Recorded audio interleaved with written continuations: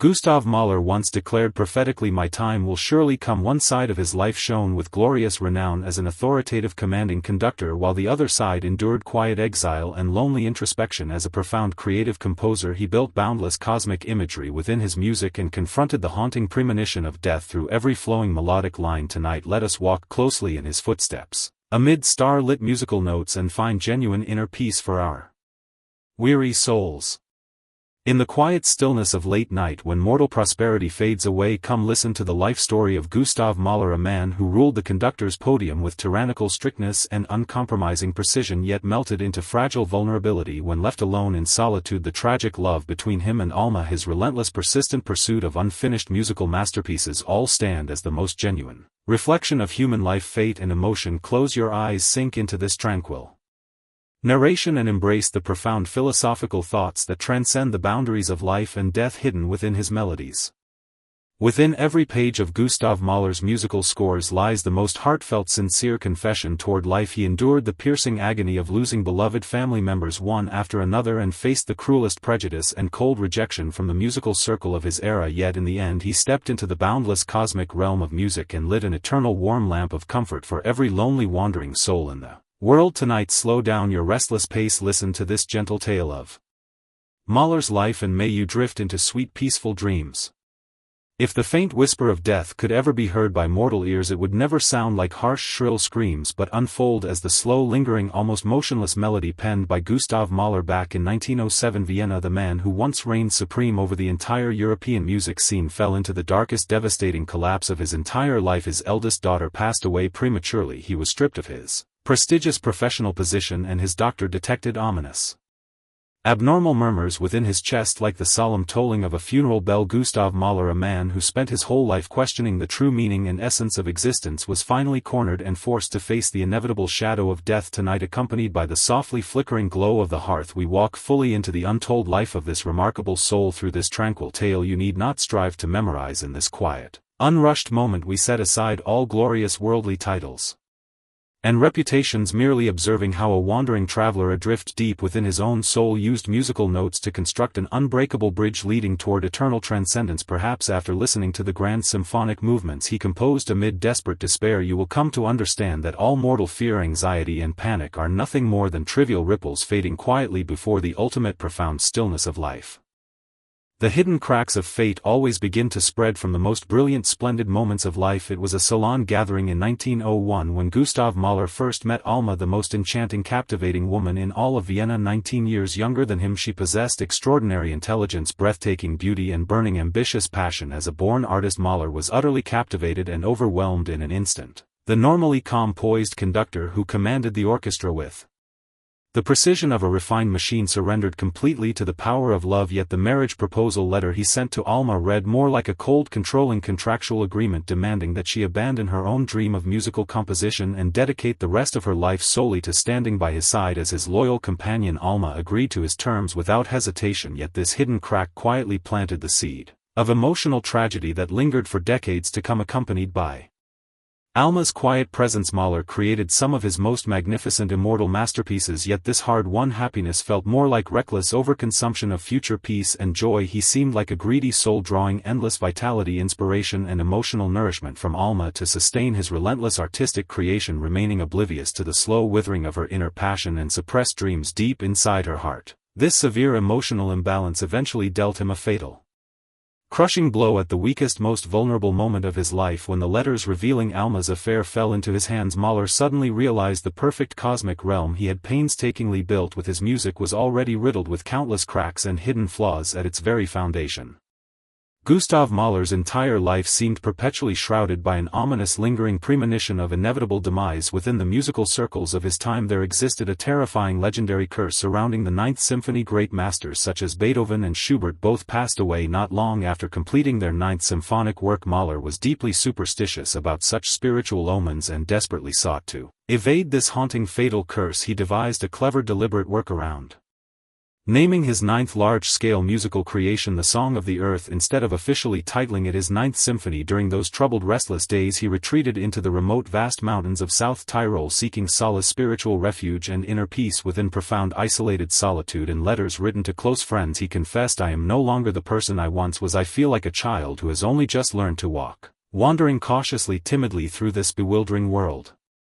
The extreme strictness and unyielding severity he displayed on the conductor's podium were in truth a subconscious compensation for his overwhelming inner insecurity and restlessness. During rehearsals he would fly into furious outbursts, showing no mercy toward the slightest inaccuracy in pitch, rhythm or expression. Fellow musicians and colleagues privately nicknamed him a ghoul, claiming his sunken, piercing eyes held haunting visions of doomsday and the end of all things. Yet in the quiet stillness of late nights, when he sat alone facing blank sheets of manuscript paper waiting for inspiration to flow, he was merely a lost, lonely child searching desperately for the familiar warm presence of his mother. Amid the broken ruins of life he poured all his primal fear of death, deep buried guilt toward Alma and unspoken sorrow into the tender, slow movement of his Fifth Symphony. The melody unfolds with gentle tenderness, as if softly caressing a fresh, unhealed wound, whispering quiet comfort. Do not be afraid, all pain, suffering and grief will eventually fade away and turn into silent dust.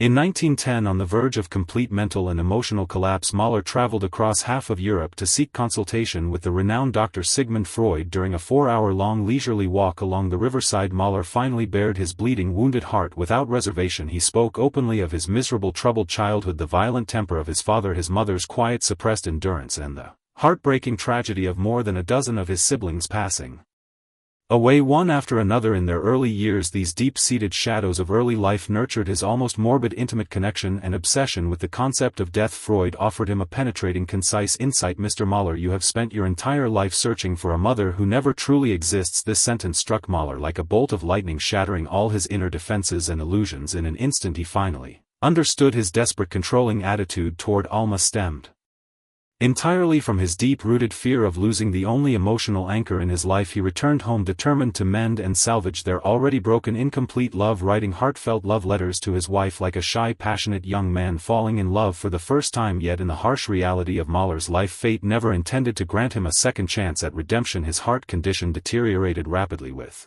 every breath becoming as labored and difficult as pumping air through a worn bellows. He began composing his genuine Ninth Symphony, choosing no longer to evade the looming shadow of death. On the final page of his musical score he inscribed 4 simple, profound words: depart now, depart now. At the very end of the melodic journey he crafted an extended diminuendo lasting several long minutes, the volume fading softer and softer until it dissolved completely into absolute, profound silence. It was his own self-composed funeral elegy and the final peaceful letter of reconciliation he offered to the entire mortal world.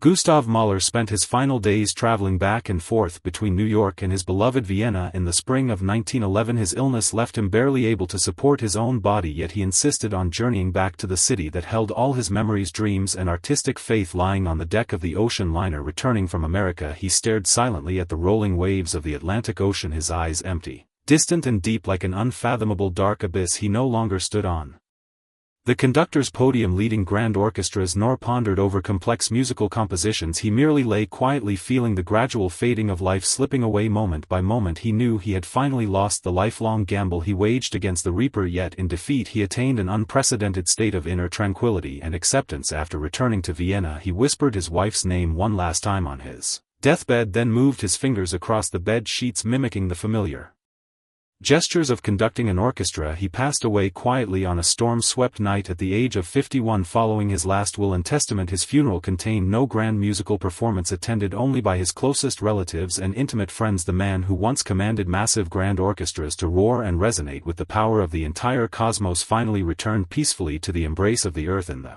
simplest, most understated, solemn ritual. His unfinished 10th Symphony remained only in rough draft form, covered with pain-filled fragmented outpourings of his inner heart. Alive for you, die for you, Alma. In this final vulnerable moment Mahler was no longer the revered godlike master conductor. He was merely an ordinary man who struggled his whole life, tangled between passionate love and the inevitable arrival of death. His musical manuscript settled quietly at the bottom of the river of time, waiting for people decades later to rediscover, salvage and uncover the hidden truths buried beneath the notes.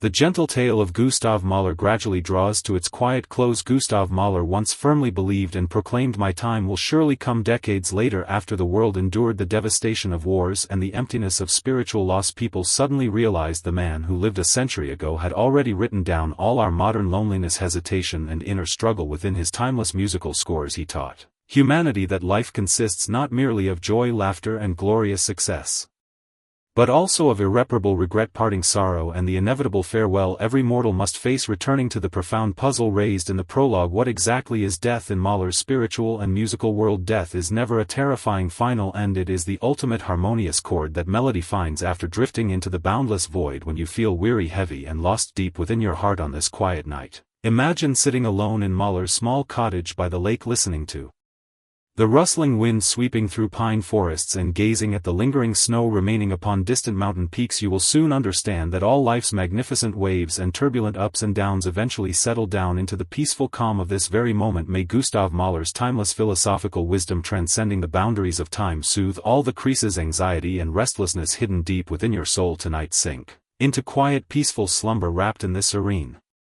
tranquility. Good night and sweet dreams.